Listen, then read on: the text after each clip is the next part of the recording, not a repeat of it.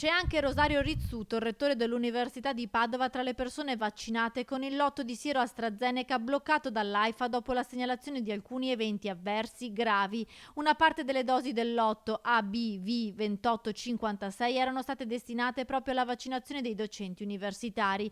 L'Ateneo Patavino conferma che sono già state tutte somministrate e che non sono state registrate reazioni gravi. Lo stesso rettore ha avuto solo una leggera febbre a distanza di 24 ore dal vaccino avvenuto lo scorso 4 marzo. Dunque le vaccinazioni del personale universitario non si bloccano.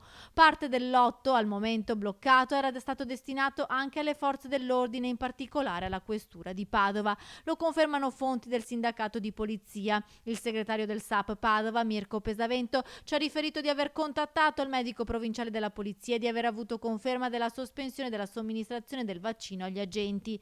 In un comunicato la Regione Veneto precisa che è attivo un monitoraggio costante delle reazioni avverse, che finora non ha fatto registrare episodi di rilievo, ma solo eventi lievi che si possono comunemente verificare dopo l'erogazione di un vaccino. La stessa AIFA ha precisato che ancora non è stato stabilito alcun nesso di casualità tra la somministrazione del vaccino e gli eventi segnalati. La sorveglianza e il ritiro precauzionale sono da interpretare come una procedura di garanzia.